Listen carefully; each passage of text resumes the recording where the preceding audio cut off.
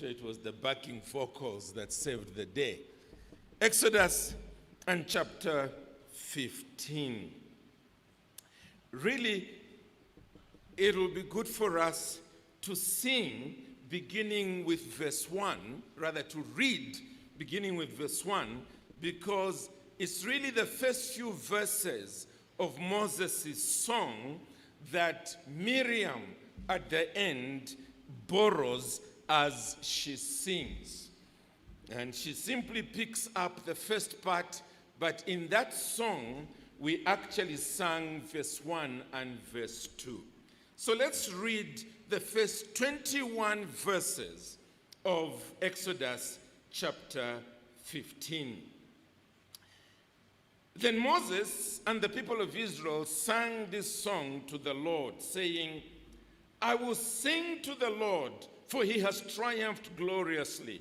The horse and his rider he has thrown into the sea. The Lord is my strength and my song, and he has become my salvation. This is my God, and I will praise him, my father's God, and I will exalt him. The Lord is a man of war. The Lord is his name. Pharaoh's chariots and his host he cast into the sea, and his chosen officers were sunk in the Red Sea. The floods covered them. They went down into the depths like a stone. Your right hand, O Lord, glorious in power. Your right hand, O Lord, shatters the enemy. In the greatness of your majesty, you overthrow your adversaries. You send out your fury, it consumes them like stubble. At the blast of your nostrils, the waters pile up. The floods stand up in a heap. The deeps congealed in the heart of the sea. The enemy said, I will pursue, I will overtake, I will divide the spoil. My desire shall have its fill of them. I will draw my sword, my hand shall destroy them. You blew with your wind, the sea covered them. They sank like lead in the mighty waters. Who is like you, O Lord, among the gods? Who is like you, majestic in holiness, awesome in glorious deeds, doing wonders? You stretched out your right hand, the earth swallowed them. You have led in your steadfast love the people whom you have redeemed. You've guided them by your strength to your holy abode. The peoples have heard, they tremble. Pangs have seized the inhabitants of Philistia. Now are the elders of Edom dismayed. Trembling seizes the leaders of Moab. All the inhabitants of Canaan have melted away. Terror and dread fall upon them because of the greatness of your arm. They are still as a stone. Till your people, O Lord, pass by. Till the people pass by whom you have purchased. You will bring them in and plant them on your own mountain. The place, O Lord, which you have made for your abode. The sanctuary, O Lord, which your hands have established. The Lord will reign forever and ever. Now for our text. For when the horses of Pharaoh with his chariots and his horsemen went into the sea, the Lord brought back the waters of the sea upon them. But the people of Israel walked on dry ground in the midst of the sea. Then Miriam, the prophetess, the sister of Aaron, took a tambourine in her hand, and all the women went out after her with tambourines and dancing. And Miriam sang to them, "Sing to the Lord, for he has triumphed gloriously. The horse and his rider he has thrown into the sea." Well, we're continuing to look at these Old Testament characters, one day in the life of, and in this particular case, it's one day in the life of Miriam. And which day have we chosen? It is the day when Miriam sang to the Lord. Thankfully, here is a positive example for us to emulate. Often, when we are looking at one day in the life of someone, we are seeing individuals who were clever in their own eyes, and in the process blew it badly.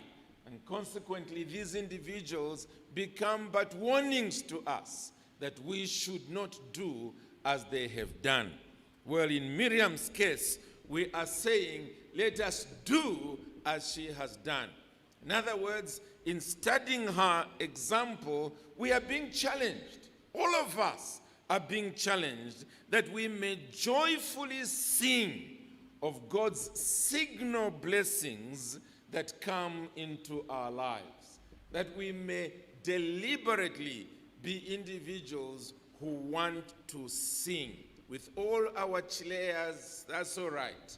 We are full of joy, and we want to sing to the Lord, and we want to sing to one another.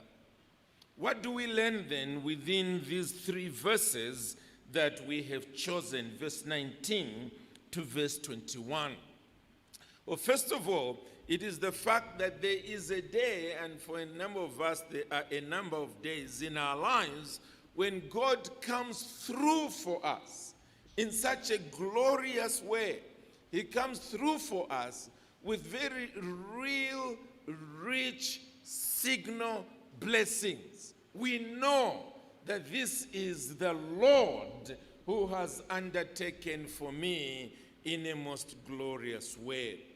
Well, friends, that's really what happened to Miriam on this particular occasion. She was conscious of this fact that God had visited Israel in a most glorious way. And so when we read verse 19 is basically a summary. We would have gone backwards to go on to read particularly the entire chapter 14, when God routed the armies of Israel completely. And yet, Moses, who wrote the book of Exodus, was not content to leave the entire story behind in chapter 14. He summarized it for us so that we can understand why his sister is, as it were, beside herself with such excitement. And so he summarizes it in three ways. First of all, he talks about the army of Israel that is destroyed. Secondly, he makes it very clear who it is who has acted. And then thirdly, how his own people have consequently found themselves in safety. Let us notice that in verse 19. First of all, the defeat of Egypt's army. Verse 19, the first part.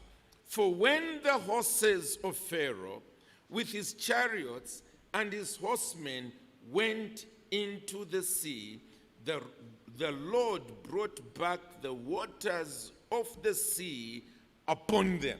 So that is their destruction.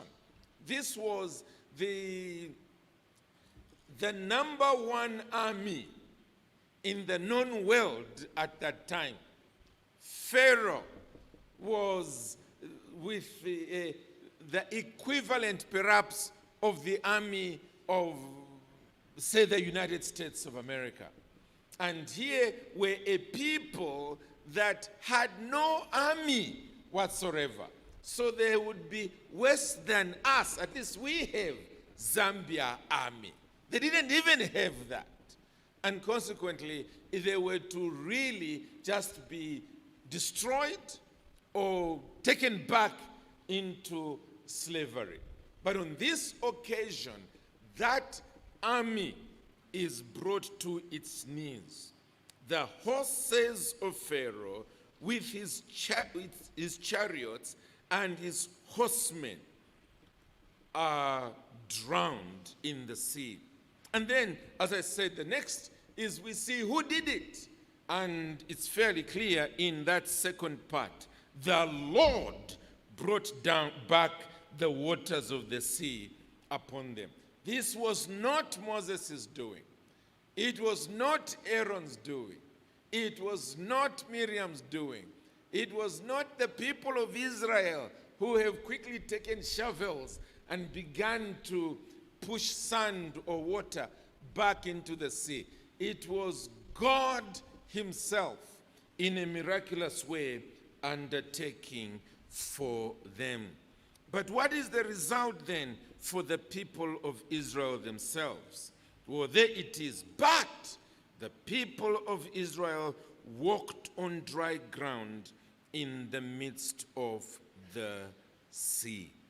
And to borrow the words of Psalm 118 and verse 23, the Lord has done great things for us, and it is marvelous in our eyes. That's really what happened here. It's what inspired Moses to then have this song written and sung, a song of triumph over the people of Egypt.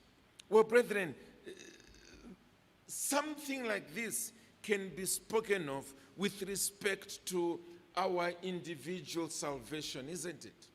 I mean, here we are born sinners, and when we are exposed to the teaching of a holy God, and a God who must indeed finally punish us for our sins, we then realize that we are actually slaves to Satan, because we cannot just resign.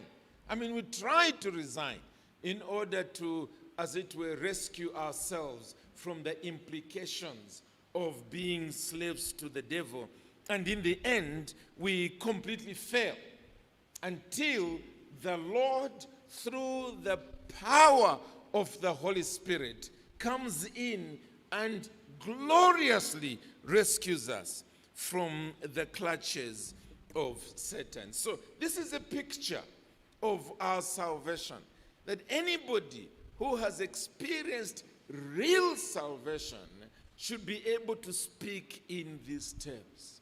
That the devil, who has taken thousands upon thousands, 10,000 times 10,000, millions and billions and trillions of people to hell under his clutches, and could have easily done it to me as well, the Lord has come in a glorious way and saved me from his clutches. Ultimately, we should be able to be filled with gratitude for such a God. But whereas that is our primary application, the spiritual application, we must accept that there are also secondary applications. In other words, other situations that happen in our lives that cause us to pause and say, this can only be God. It can only be God. An obvious example for me was just yesterday. I don't know about you, but as I sat at the African Christian University graduation, and now our first degree student has graduated with a degree that has been accredited by the Higher Education Authority of Zambia. such that he can now proceed this coming year to go and do his master's in America. I stood there thinking, Kabwata has done this. Kabwata. It can't be. It can't. This is God. Who can imagine that we can run a university? University. And right now we're just waiting for the license to be given for us to start teaching at masters. And very soon we'll start giving out doctorates accredited at world level.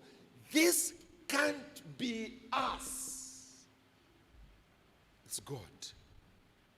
It's God. It's God who has done this. It's a signal blessing from the Lord himself. Well then, what should we do when we have visitations of the Lord like this? Well, what we are not learning from our sister Miriam here is that when God comes through for us in such real signal blessings, we should deliberately sing to the Lord. We should come back to him expressing joy in song. And that's what we see here in verse 20. In verse 20, look at what Miriam does. The Bible tells us, then Miriam, the prophetess, the sister of Aaron, took a tambourine in her hand, and all the women went out after her with tambourines and dancing. Well, Miriam is picked out from the entire crowd. I mean, there must have been thousands upon thousands of people on this occasion. And they were all, no doubt, excited. Why is Miriam picked out? Well, she's introduced to us in three ways. First of all, by name. And here is the only place in the entire book of Exodus where she's mentioned by name, in verse 20 and verse 21. The rest of the book, she is not mentioned by name at all. So that's fairly deliberate. That he could have easily also continued, but he wanted us to know who this person was. Miriam, so that wherever it will be, where we will ever find her name, we will remember the way in which she was, as it were, beside herself in excitement on this day. The second thing that we're told about her is the gift that God had given her. We are told here that she was a prophetess. Now, up to this point, we are not told anything about Miriam prophesying. Zero. But clearly, the phrase prophet signifies an individual that in an extraordinary way would actually receive God's revelation and pass it on to other people. Absolutely extraordinary. In other words, here is a woman who no doubt God had been revealing to that one day Israel would be out of Egyptian captivity, would be worshiping the Lord out in the desert, and probably even enter into the promised land. God himself had, as it were, handed over that revelation to her. And yet, history was not going in that direction. They were stuck in Egypt, and they were stuck under an army that is the mightiest army on the planet.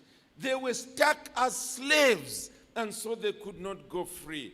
And their work was being made more and more difficult by Pharaoh when straw was removed from the brick-making activities, and so on. Their own sons were being murdered upon being born, and so on. It did not add up. What God had been revealing to her and what was going on. The third revelation that we are told about her is that she was the sister of Aaron. This is deliberate. It's telling us that it is that young lady whose mother one day gave up on protecting her son, her nameless son, and finally put this son in a basket and let that basket on the river Nile among the reeds. It is that girl who was standing at a distance playing, peeping to see what was going to happen to her brother. Anxious that her own blood brother was about to be murdered by the Egyptians. It is that young girl who quickly rushed in and did what she could in her own clever way when Pharaoh's daughter came and picked up this basket and saw this crying baby in the basket. She's the one who ran over and suggested to Pharaoh's daughter whether she could go and find an Egyptian woman to look after this little baby. It is this little girl who then ran over to Moses' mother, her own mother, and said, "Come, Pharaoh's daughter wants to give you a job." It is this same girl who is now on the opposite end of delivery. What was at one time absolutely impossible, she's now had the opportunity to see it coming through. She is she is Moses' sister, but she's mentioned as Aaron's sister. Primarily so that we can capture something of the fact that she was part of the household drama, as Moses and Aaron would day by day come from Pharaoh's palace full of frustration that we've talked to him again, but he's not listening. We've talked to him. This time he has said yes. But as soon as the next plague would play out, he would again say no, and they would be frustrated about it. They would talk Aaron and Moses and finally say, "Fine, let's go again." And she was listening to all this drama playing out in all the frustration that was taking place. This is the woman who finally witnesses this great deliverance. Here's my point. Can you blame her for going to pick up a tambourine, and as she goes forward in the midst of all this crowd, as Mai also say, "We are coming out to join you. We're coming out." This is glorious beyond comparison. Her experience made her stand out. And friends, it's the same with us. If you're truly a Christian, your experience of deliverance from sin, your experience of the forgiveness of sin, your experience of the peace of God that surpasses all understanding, your experience of going from death to life, it's your experience that should make you be able to say, "I'm not going to become a follower of every Tom, Dick, and Harry." No. God has been good to me. Don't know about you, but he's certainly been good to me. I went through all the struggles with my fight concerning my sense of guilt. I went through all those struggles with my fight against enslavement to sin. I went through all those struggles.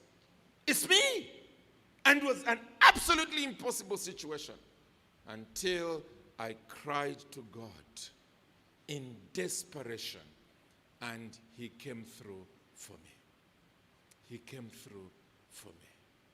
That's the reason why I cannot help but sing to him.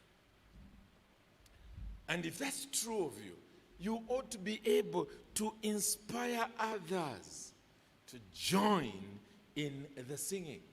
And that's basically what happened here. It's not a church service kind of situation. It's not, they didn't even have a temple in those days, but the bottom line was, it was spontaneous. It just happened in the midst of this lady being beyond excitement. That when her friends saw her, they also picked their tambourines as well and came out singing and dancing too. But what I love especially is that they did not just join her, but she actually sang to them. She sang to them. In other words, when God comes through in this real signal blessing and deliverance, we should be the ones to take up that song and sing. In other words, whether you join me or not, they probably joined her in due season, but the point is, she wanted to express her joy before the Lord. Look at verse 21.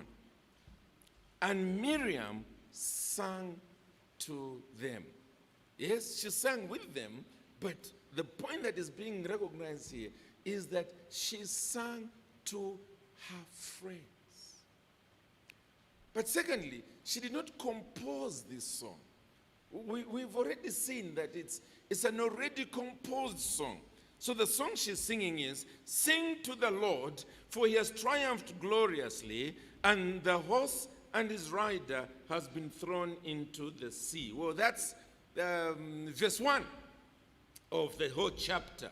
Then Moses and the people of Israel sang this song to the Lord, saying, "I will sing to the Lord, for he has triumphed gloriously. The horse and his rider he has thrown into the sea."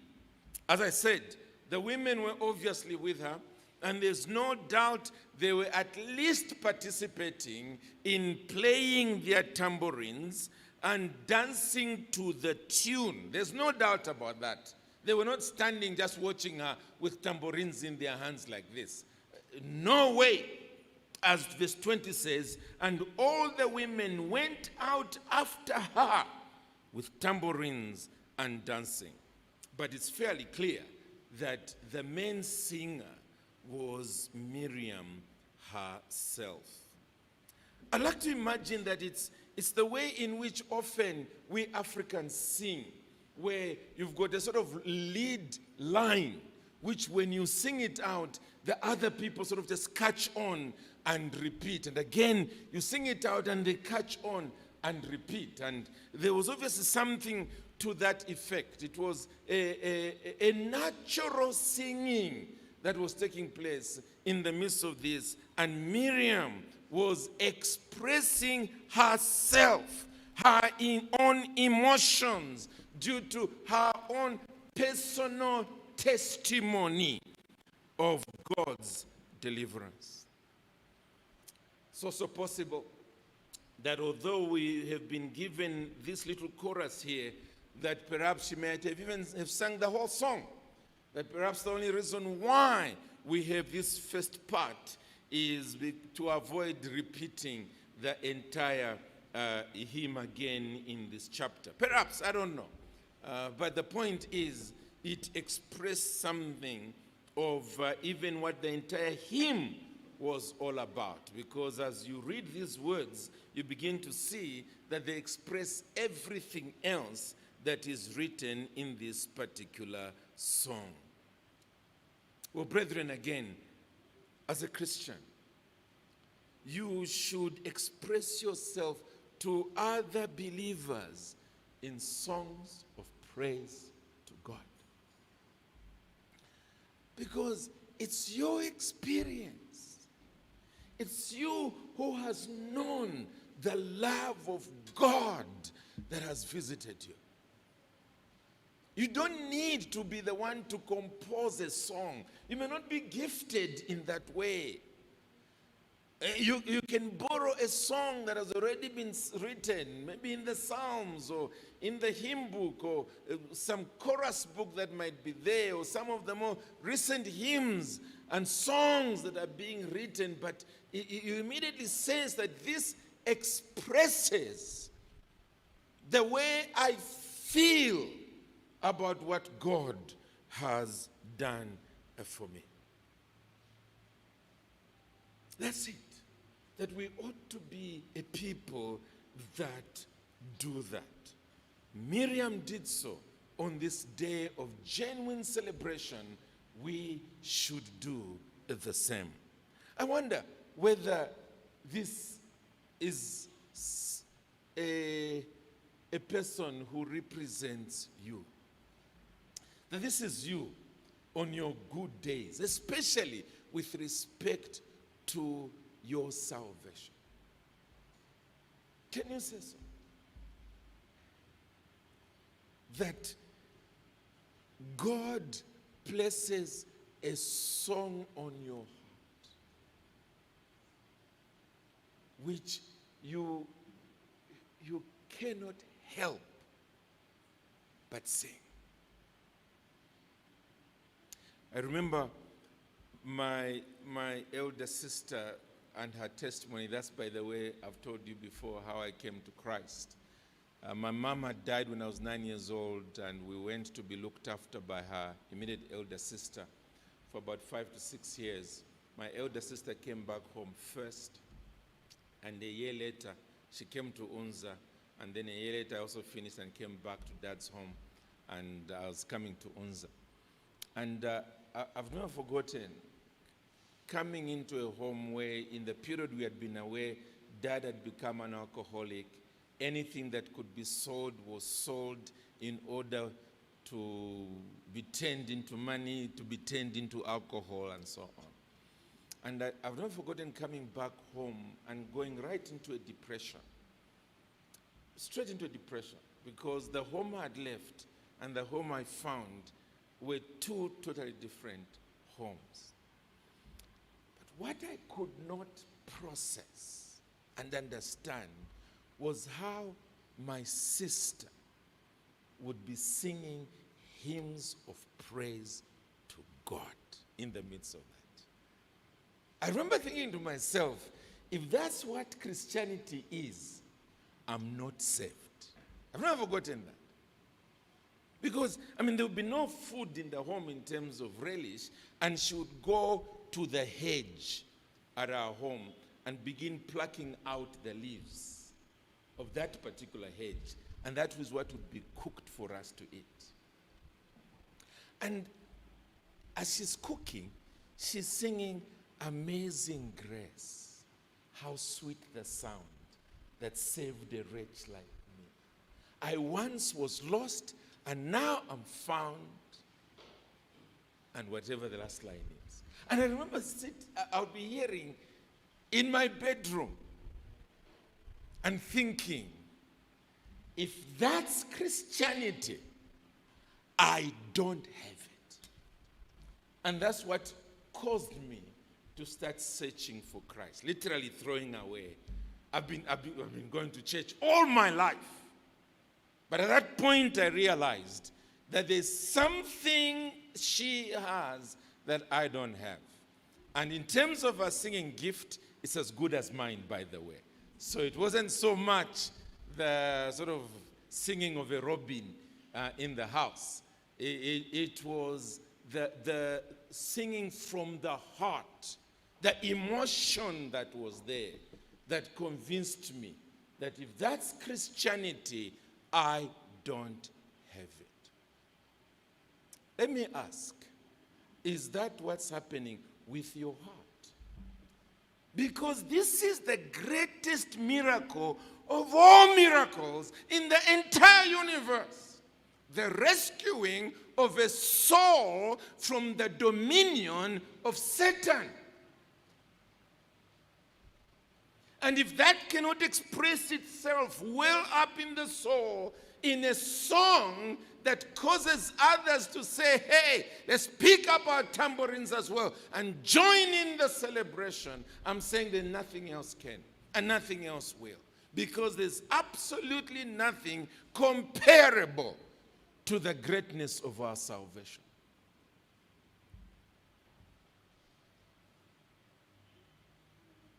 Is there a singing heart? Singing to the Lord and singing to others.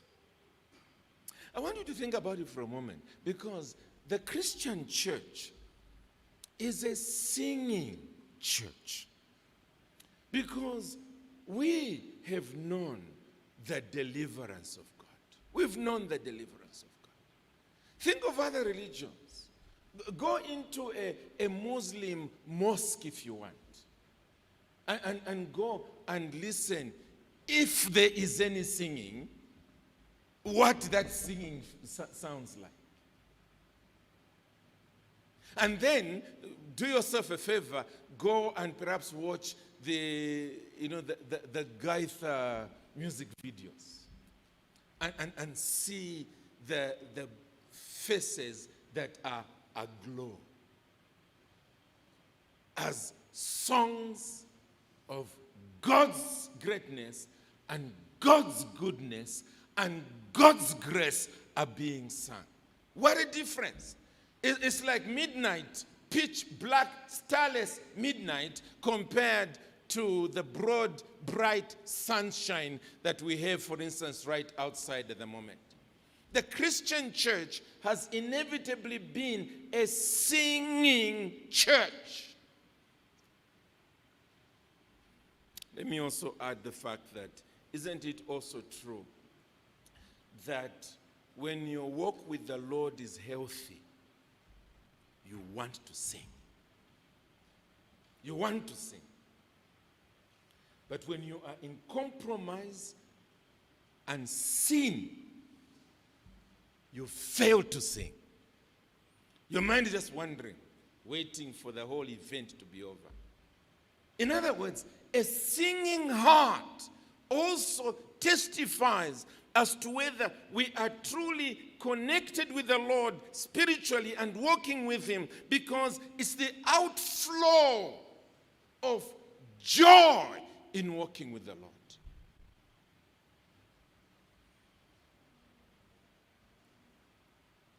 When you are in compromise and sin, you can't. It's like the way the Israelites wrote in their psalm when they were being asked to sing God's song at gunpoint, as it were, when they were in Babylon. And they said, how can we sing the Lord's song in this strange land? How? We can't. We are failing. And therefore, they just put their singing instruments aside. That's the way you feel when you are living in sin and compromise. A third point. Have you noticed that our greatest hymns are written in revivals? In revivals. Under individuals like the Wesleys and Whitfields and so on, when a revival broke out, hymns began to come out afresh. Why? Because God touches the hearts of His people. They fall in love with Him afresh. And consequently, they write new hymns. They write new songs. And these are captured in the churches. And the churches sing a new song to the Lord. Oh, brethren, that's what ought to be true with us. That's what ought to be true with us. That the singing expresses something of not only what God has done, but also the state in which we are. But it's not only salvation from sin. As I said, sometimes it is salvation from actual human enemies. Every so often, we've got friends who turn against us, relatives and workmates and schoolmates and so on, who have power on their hands and they just want to destroy us. They use the power that they have on their hands to bring us to a miserable end. And we know that as believers, it would be wrong for us to start using their own worldly tactics, to also start hitting back at them and so on. We know that that would be wrong. And so we just take our case, as it were, and put it in God's hands and say, God, you are the only deliverer that I can wait for. And then in due season, God comes through for you. In a way whereby you know this is God. Or it might be in terms of an illness, a disease, a virus, a bacteria, whatever it might be, cancer, that is eating away at your life. And you've tried this, that, and the other. You've cried to God. And then the Lord answers your prayers. And you are healed. And you are amazed at the fact that the Lord has come through for you. Or perhaps in these days when jobs are hard to come by, you've applied and applied and applied and applied and applied and applied and applied, and no job is coming through. And then a job comes through which you know that this is not me. This is not my qualification. This is not whatever else it might be. This is God. Or finances for some major issue that is before you. It might be a medical process that is necessary. It might be school fees that need to be paid for. It might be whatever else it might be. But the Lord provides in a completely unusual way. You know that this is Him who has done this.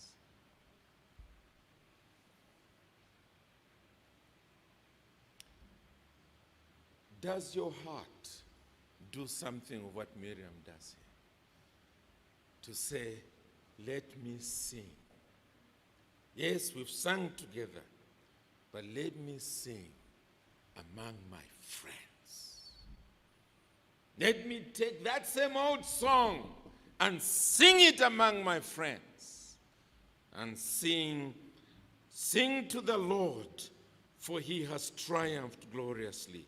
The horse and his rider He has thrown into the sea.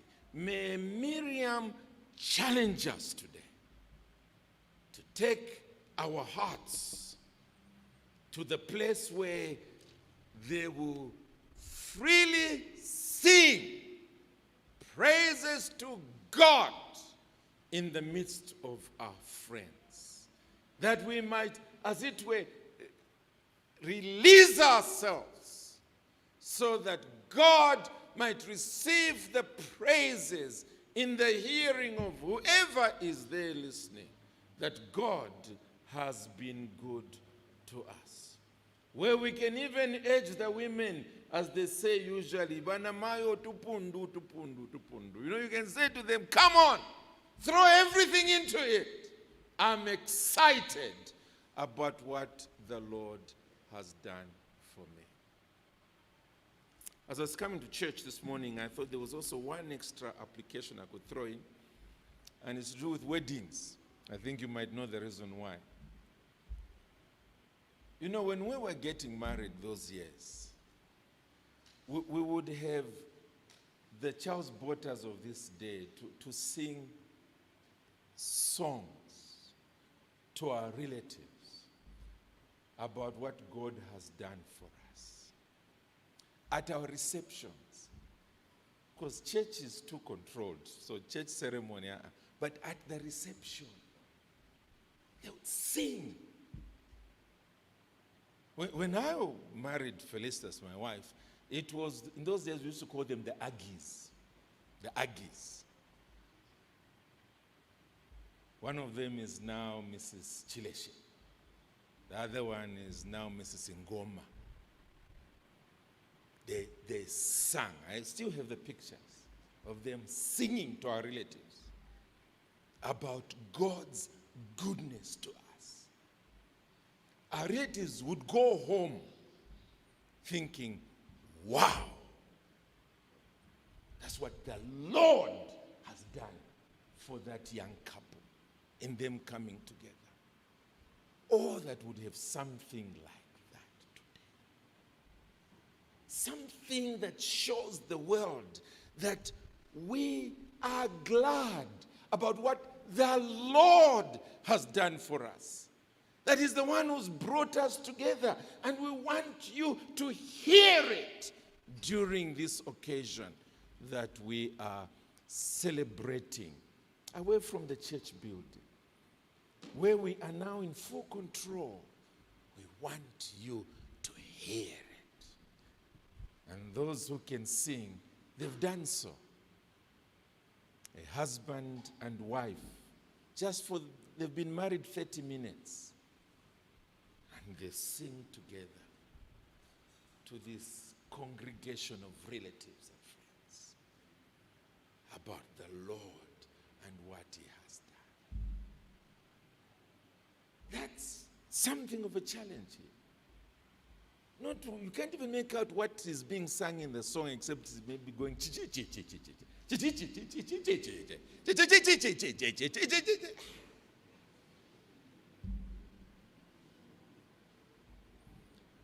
Amen.